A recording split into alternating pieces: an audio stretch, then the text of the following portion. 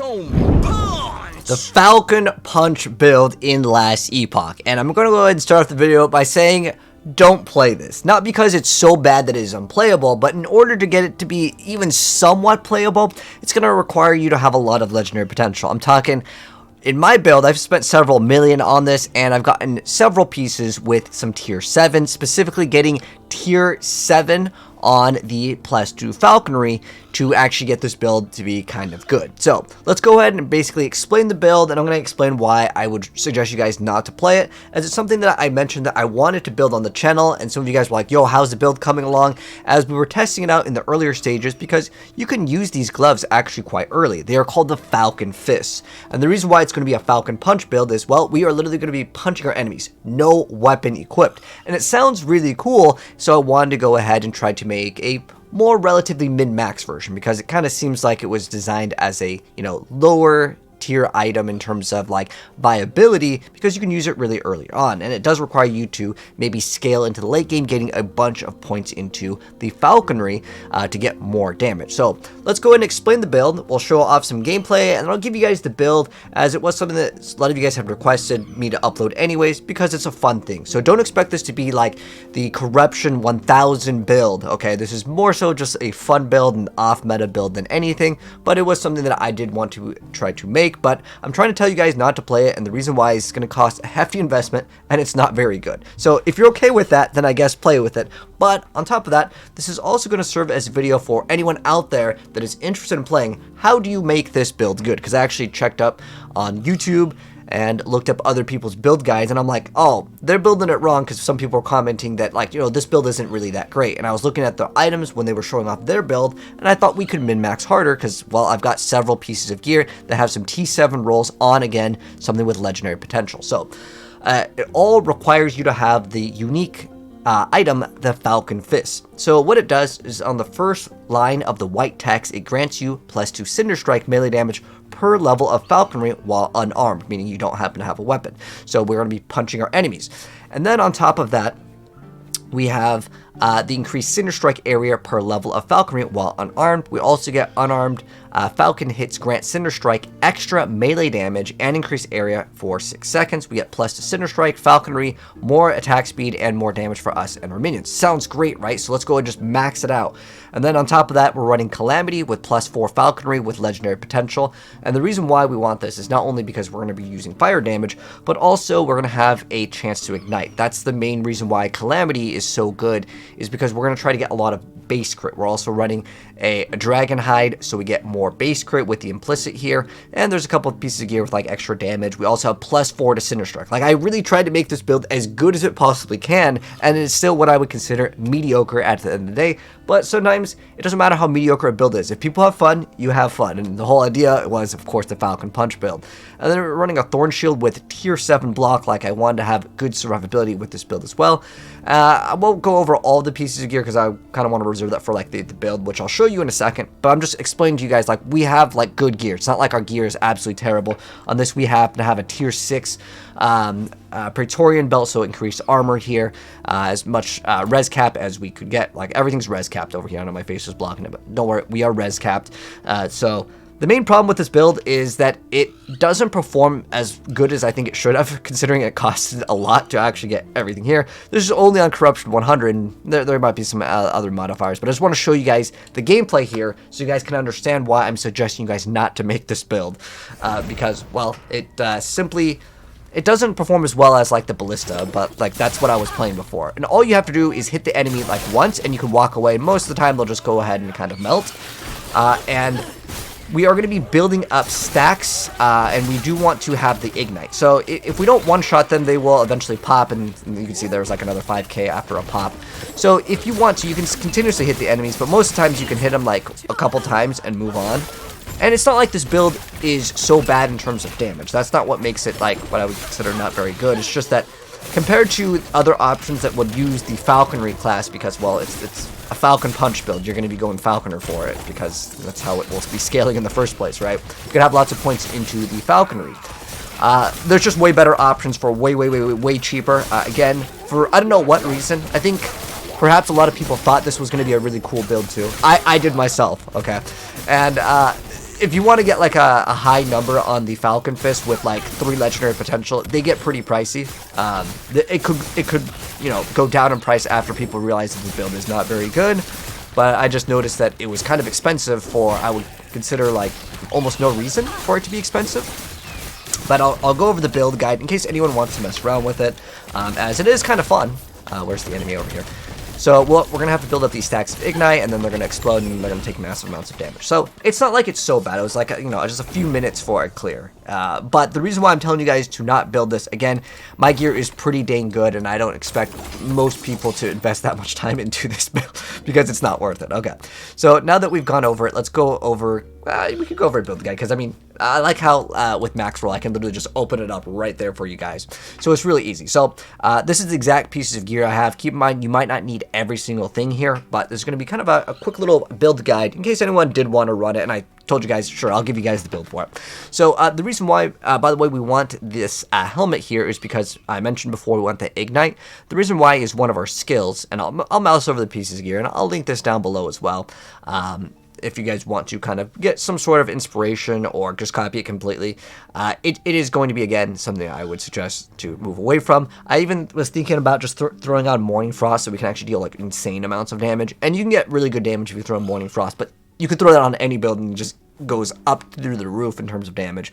But as far as our skills go, we don't actually use Smoke Bomb or Decoy in terms of our like skills to put points into, because there's not really a point because... well, the other skills that we use, they just kind of automatically activate. But out of all the skills, these ones would technically help out a little bit. But if you don't want to run these, again, we don't put any skill points into it. It's just because, well, we don't need to run shurikens on our bar, nor do we need to run explosive trap on our bar. But those are optional, and I'll show you guys what we put points into. So as far as our passives go, well, starting right off, you just have to put the points in. So some extra dex, some extra attack speed is kind of nice to have. Because we will be ramping up our damage. So this is what it is on the Rogue over here. And then for the Falconer, just some extra HP, pretty much bread and butter, just a bunch of stuff.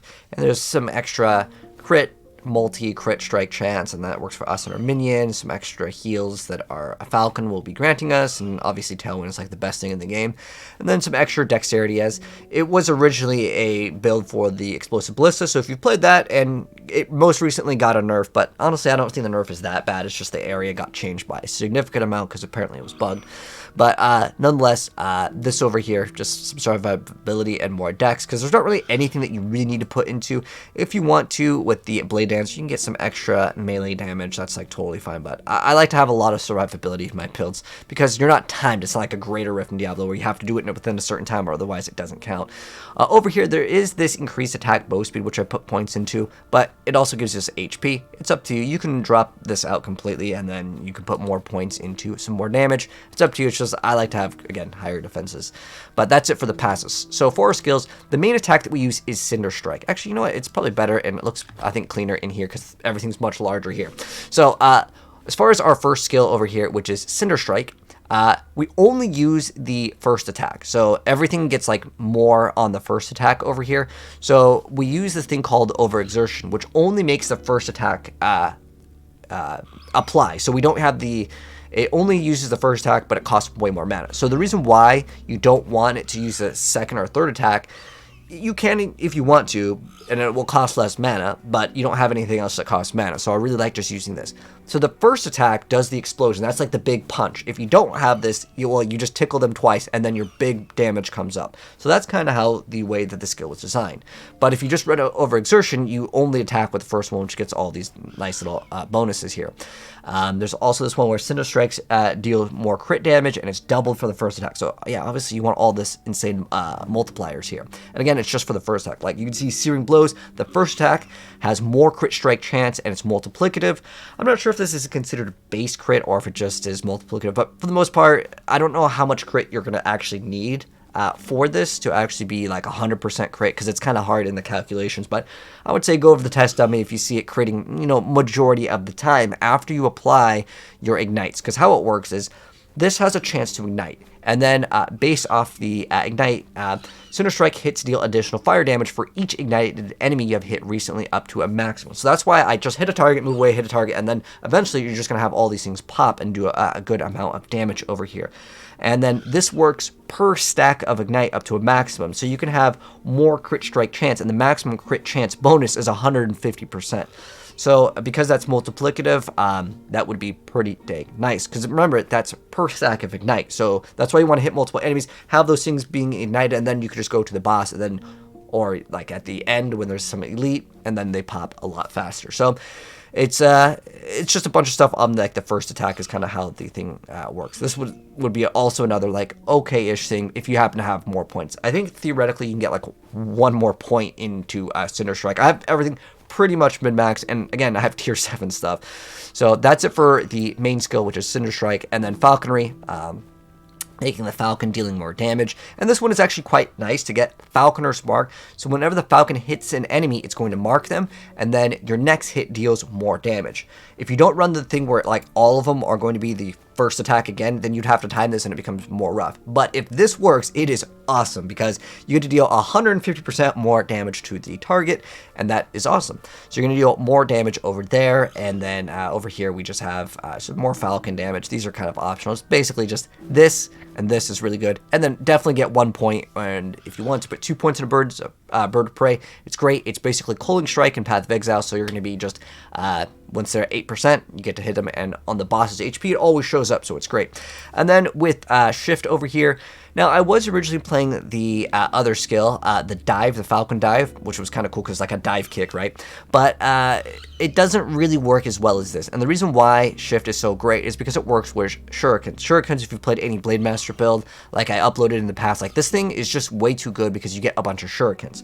Those shurikens can apply some debuffs, and the most important thing with the shurikens is actually granting you armor. So I really like it for the armor. That's pretty much it. Just shurikens, just get the armor. And then I added increased duration. So you dash around, and it's going to give you extra movement speed, and it's also going to give you some dodge rating. But the only thing that this is really utilized for is not only mobility, but again, it just applies the shuriken. So if you want to, these have some synergy. Originally, how I did build this, I'll give a shout out to Action RPG, Aaron over there. I was running this where it was Acid Flask, and what I was doing was I was having Acid Flask, because if you spec into Acid Flask, you can actually apply some other debuffs.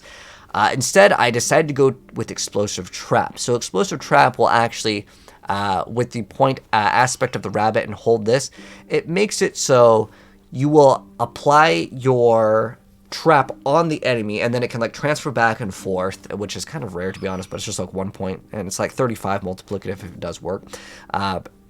So if you run this and this, it makes it so instead of throwing down the trap manually, whenever you hit an enemy with any melee attack, which includes unarmed, you apply the explosive trap onto them, and then it's going to blow up, and then it does damage. And then with the aspect of the rabbit over here, if the enemy that has explosive trap hits you, it transfers to you. Now you won't take the damage, but like it'll just keep on adding more damage every time it passes back. It can actually add up to a lot, but realistically, I mean, just like once. It's like 1 point for 35. Cool. Put Adaptive Fuse on this. Trap Sprinkler is not nearly as good because it only works on pop, which was really great when we played the Explosive Ballista with the Blast Rain thing, and it doesn't work as well, but it still is something that is available. But the problem that I have with this is it has a 1.5 second cooldown, so you can't keep on doing traps on enemies. It's you punch the enemy, you hit them pretty hard, then after duration, it's going to explode. So again, it kind of fits the Falcon playstyle of like you punch, and then you just walk away, then they explode, and it's actually great that it does that because it's going to start ticking up the ignites, and then when you hit other targets, you'll have all those different like ignites recently, and then you'll get the bonus damages. So that's kind of nice for that. Like I said, with shurikens, all it is really just to apply armor. And as far as the idols go, it's just a bunch of like HP. We can go back to the page over here where it's just a bunch of HP resistances. There's nothing special here, nothing special or necessary here on any of the blessings either. But that is the Falcon Punch build, and yeah, like I said, I wouldn't really recommend most people to play it. It's just more so for fun than anything. So there it is. We have made the Falcon Punch build, but let me know, guys, what you think of it if you have played it. Like I said, the reason why I'm suggesting you guys not to play it is because it's way too expensive, and the results least as far as I'm aware of, they are mediocre even at looking at other content creators' builds for this. But if you can make it better, let me know down below and I'll test it out, unless it requires like 4 LP amulets. Then at that point, I would say it's probably not a really good investment at the end of the day still. But it could be for you if you want to have some fun with it. And I think the fantasy, the idea of a Falcon Punch build is pretty dang cool. But that's going to wrap it up. If you guys enjoyed the video, drop a like on it. If you want to see more videos in the future, and this is your first time here, subscribe from the bell, and I'll see you guys in the next one.